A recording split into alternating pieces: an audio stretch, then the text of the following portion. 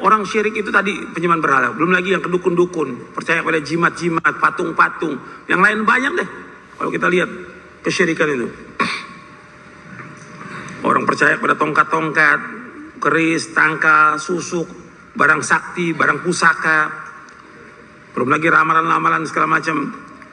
Ada ramalan juga ada. Ada yang sudah katanya udah ngaji, udah sekolah, ngeramal juga. Ngeramal tentang tahun berapa? 2024. Namanya doktor paranormal namanya. Karena dia ngeramal. Nggak boleh, nggak ada yang tahu kan tentang apa yang akan datang.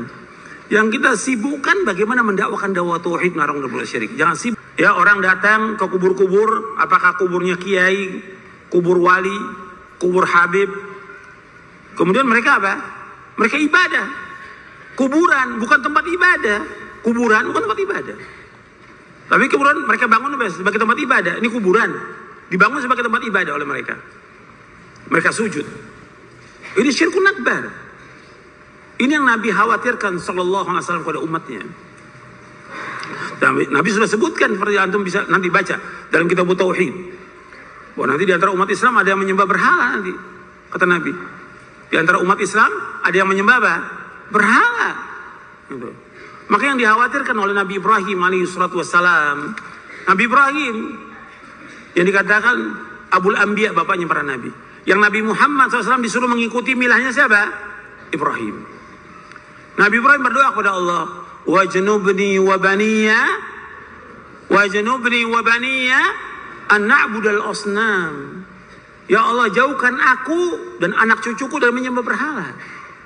Padahal Nabi Ibrahim luar biasa mendakwakan dakwah tauhid sampai menghancurkan patung-patung, didakwakan bapaknya dan umatnya agar beribadah kepada Allah, yang berbuat syirik. Tapi tetap Nabi Ibrahim berdoa kepada Allah di dalam surah Ibrahim. Jadi Nabi Ibrahim memohon kepada Allah, wajnubni wa baniya an na'budal asnam. Ya Allah, jauhkanlah diriku dan anak cucuku dari menyembah berhala. Apa alasannya? Disebutkan alasannya. Rabbi innahunna adlalna katsiran minan nas. Wahai Rabbku, sesungguhnya berhala itu telah menyesatkan kebanyakan manusia. Sekarang dibangun tuh berhala di mana-mana.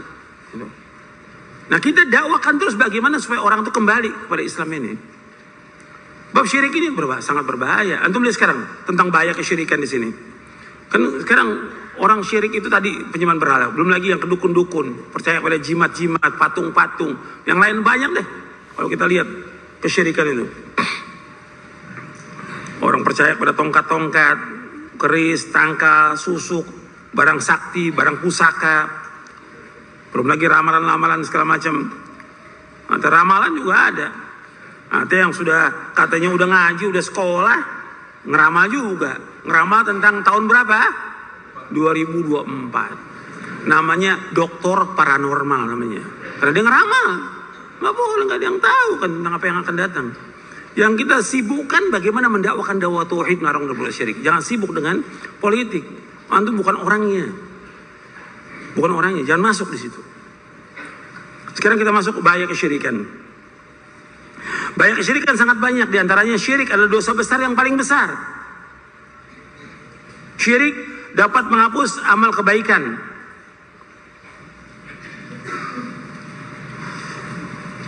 Syirik dapat sebagai sebab pelakunya kekal dalam neraka. Dan ini semuanya ada dalilnya nih. Saya nggak sebutkan dalilnya, panjang kalau sebutkan dalilnya. Jadi syirik dosa besar yang paling besar. Itu nas. Quran maupun hadis. Kan Nabi menyebutkan ala unabiukum biakbaril kabair. Maukah aku kabarkan kepada kalian tentang dosa besar yang paling besar? Yang pertama kali disebutkan asyirku billah. Yang kedua uququl walidain. Yang ketiga syahadatuz zur. Yang paling besar syirik. Yang kedua durhaka pada orang tua. Yang ketiga jadi saksi palsu. Kemudian syirik dapat menghapus amal kebaikan. Seperti Allah berfirman kepada Nabi Muhammad SAW di dalam surah Az-Zumar di ayat 65. Lain asyrakta la yahbatanna amaluka wa la takunanna minal khasirin. Seandainya engkau berbuat syirik akan hapus amal-amalmu dan kau termasuk orang yang merugi. Kemudian syirik sebagai sebab pelakunya kekal neraka. Kalau orang berbuat syirik kekal neraka. Kekal. Makanya hati-hati kalau orang berbuat syirik kekal neraka. Amalnya hapus, kekal neraka selama-lamanya. Ini juga nas Al-Quran. Syirik adalah sebab tersia-siakannya darah pelakunya. Artinya jadi halal. Karena dia berbuat syirik, itu bisa dibunuh dia. Jadi kewajibannya ulil amri. Syirik sebagai sebab dijauhkan dari mendapat petunjuk di dunia dan rasa aman di akhirat. Yang kelima ini. Dasarnya surah Al-An'am ayat 82. Alladzina amanu wa lam yalbisu imanahum bidzulmin ulaika lahumul amnu wa hum muhtadun. Orang-orang yang beriman dan tidak mencampuri iman mereka dengan kesyirikan. Bidzulmin ay bisyirkin. Bagi mereka mendapatkan rasa aman dan mereka mendapatkan petunjuk. Ya, orang-orang beriman dan tidak mencampuri iman mereka dengan kesyirikan, mereka dapat rasa aman dan petunjuk. Ya, orang yang mentauhidkan Allah aman, nggak takut. Kalau dia masih ada tauhidnya, insya Allah dia aman. Alladzina amanu wa lam yalbisu imanahum bidzulmin ulaika lahumul amnu wa hum muhtadun. Orang-orang beriman dan tidak mencampuri iman mereka dengan kesyirikan, aman dia, dapat rasa aman. Dan dapat hidayah dari Allah Taala. Tidak dihantui dengan berbagai macam ketakutan. Kita dakwah ini udah dihantui berbagai macam ketakutan. Takut kita. Jangan takut. Orang kita di atas kebenaran. Dan Allah pasti akan tolong dakwah kita. Pasti. Itu ayatnya banyak dalam Al-Quran. In tansurullah yansurkum wa yuthabbit aqdamakum. Kalau engkau menolong agama Allah, Allah pasti akan tolong kamu. Dan Allah juga berjanji, inna lanansuru rusulana walladzina amanu fil hayati dunya wa yauma yaqumul asyhad. Sesungguhnya kami akan tolong orang beriman di dunia dan nanti di hari kiamat. Dan Allah juga berjanji, wa kana haqqan alaina nasrul mu'minin. Dan wajib atas kami menolong orang beriman. Harus yakin kita, Allah pasti tolong kita. Cuma kadang lambat datangnya itu. Sabar kita.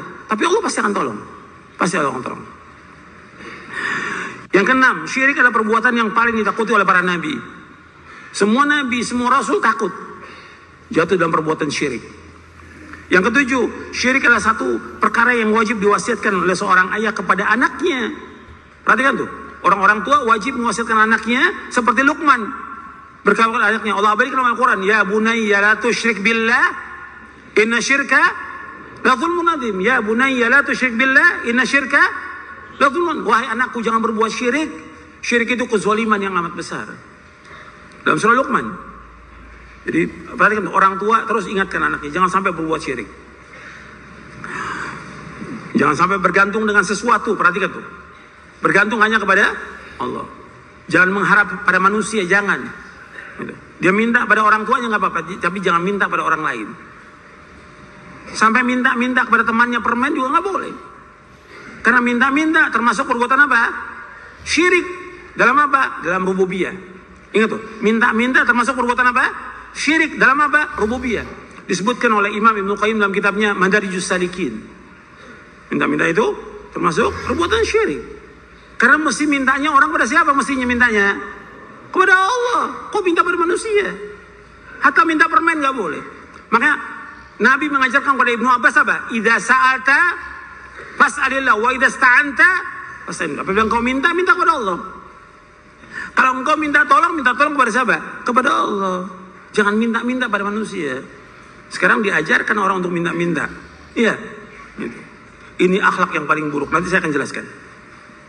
Kalau sudah masuk masalah akhlak, saya akan jelaskan. Akhlak yang paling buruk minta-minta.